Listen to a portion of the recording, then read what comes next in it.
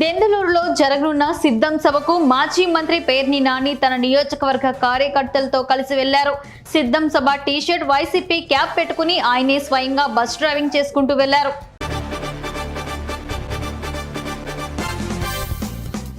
BJP senior నేత మాజీ ఉప ప్రధాని ఎల్కే అద్వానీకి కేంద్ర ప్రభుత్వం భారతరత్న అవార్డును ప్రదానం చేసింది. దీనిపై అద్వానీ కుమార్తె ప్రతిభ అద్వానీ స్పందించారు. మా నాన్నగారికి దేశంలోనే అత్యుత్తమ అవార్డు రావటం పట్ల మా కుటుంబం మొత్తం సంతోషిస్తున్నామని ఆమె చెప్పింది.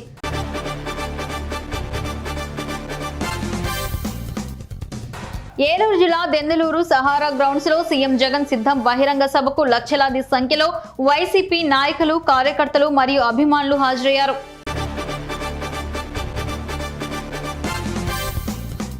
తాడేపల్లిలోని విజయ కీలాద్రి 7వ వార్షిక బ్రహ్మోత్సవాలు ఫిబ్రవరి 13వ నుంచి 18 వరకు చిన్నజీయ స్వామి పర్యవేక్షణలో నిర్వహిస్తున్నామని అహోబిలా చిన్నజీయ స్వామీజీ తెలిపారు.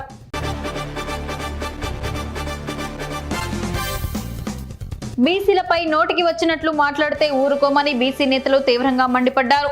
టీడీపీ జిల్లా బీసీసీల ఉపాధ్యక్షులు ఉసిరికాయల అంకారావు ఆధ్వర్యంలో మీడియా సమావేశం నిర్వహించారు.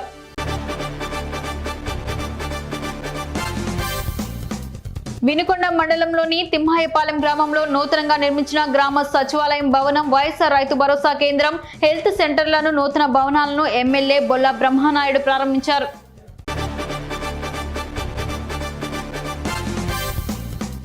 కేశినేని నానిపై టీడీపీ నేత బుద్ధా వెంకన్న మరోసారి విమర్శలు గుప్పించారు. ఆయన కార్యాలయంలో నిర్వహించిన విలేకరుల సమావేశంలో మాట్లాడుతూ విశ్వాసం లేని కుక్క కేశినేని నాని అన్నారు.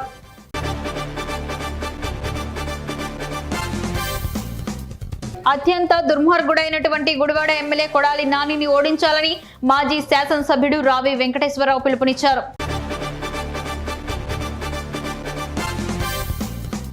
వైసీపీ అరాచక పాలనలో తెలుగుదేశం పార్టీకి అండగా కార్యకర్తలు నిలిచారని టీడీపీ పార్టీ మాజీ ఎమ్మెల్యే వనమాడి కొండబాబు పేర్కొన్నారు.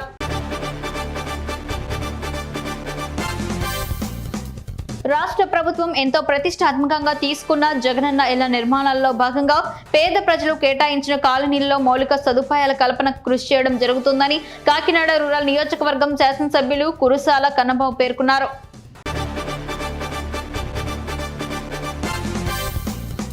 టీడీపీ కోసం అహర్నిశలు కృషి చేసిన అబ్దుల్ అజీజ్ కు టీడీపీ గొంతు కోస్తే మరోవైపు వైఎస్ఆర్ కాంగ్రెస్ పార్టీలో ముఖ్యమంత్రి జగన్మోహన్ రెడ్డి మైనార్టీలకు ఎమ్మెల్యే స్థానం కేటాయించారని వైసీపీ మైనార్టీ నేత కంతర్ అలీ పేర్కొన్నారు.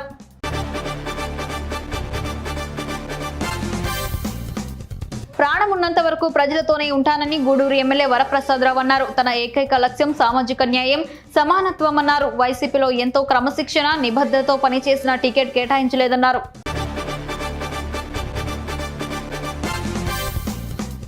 దెందులూరులో జరుగుతున్న సిద్ధం బహిరంగ సభకు విచ్చేసిన వైసీపీ నాయకులు, కార్యకర్తల పాదధూళికి టీడీపీ, జనసేన పార్టీలు కొట్టుకుపోతాయని ఏలూరు జిల్లా అధ్యక్షులు ఎమ్మెల్యే ఆళ్ల నాని అన్నారు.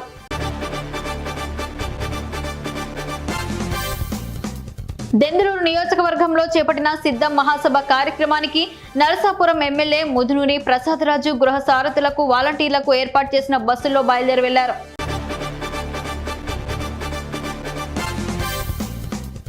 ఓటమి భయంతో తెదేపా సానుభూతి పట్ల ఓట్ల తొలగింపునకు ఎమ్మెల్యే ద్వారంపూడి కుట్రలు పన్నుతున్నాడని, ఓట్ల తొలగింపుకై బల్క్గా ఫారం 7 దరఖాస్తు చేయబడిన ఐపీ అడ్రస్ ద్వారా ఓట్లు తొలగించిన వ్యక్తులపై కేసులు నమోదు చేయాలని కాకినాడ సిటీ మాజీ ఎమ్మెల్యే వనమాడి కొండబాబు పేర్కొన్నారు.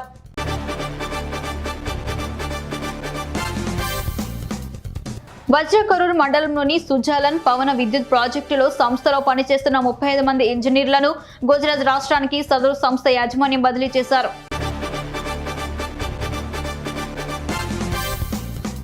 151 అసెంబ్లీ సీట్లతో అధికారం కట్టబెడితే తనకు చేతకాని పనితనంతో ఆంధ్రప్రదేశ్ పరువును నడి రోడ్డుపై పెట్టారని పశ్చిమ గోదావరి జిల్లా తెలుగు రైతు అధ్యక్షులు పాతూరు రాంప్రసాద్ చౌదరి అన్నారు.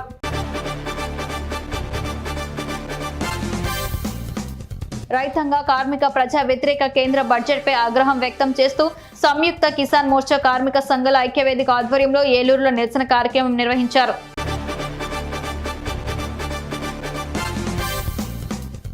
రాష్ట్రంలో నిరుద్యోగ యువతను నట్టేట ముంచిన వ్యక్తి జగన్ అని టీడీపీ రాష్ట్ర అధికార ప్రతినిధి డాక్టర్ దాసరి శ్యామచంద్రశేష్ అన్నారు.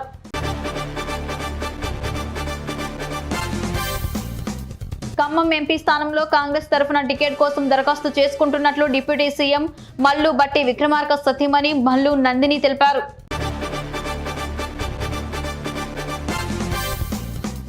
తెలంగాణ రాష్ట్ర ముఖ్యమంత్రి రేవంత్ రెడ్డిని హైదరాబాద్ జూబ్లీ హిల్స్ లోని రేవంత్ నివాసంలో జీహెచ్ఎంసీ మేయర్ గద్వాల విజయలక్ష్మి కలిసి పుష్పగుచ్చం అందించారు. అనంతరం సీఎం రేవంత్ రెడ్డితో మేయర్ గద్వాల్ భేటీ అయ్యారు.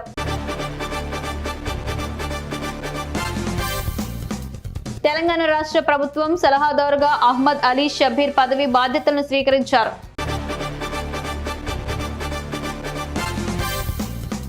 అభివృద్ధి పేరుతో బీఆర్ఎస్ ప్రభుత్వం పేద ప్రజలను నిర్లక్ష్యం చేసిందని కేంద్ర మంత్రి కిషన్ రెడ్డి అన్నారు.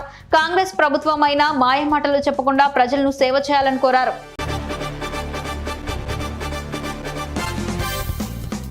బోనంగి గ్రామంలో నూతనంగా నిర్మించిన గ్రామ సచివాలయం, రైతు భరోసా కేంద్రాల భవనాలను గజపతి నగరం శాసనసభ్యులు బొత్స అప్పల నరసయ్య ప్రారంభించారు.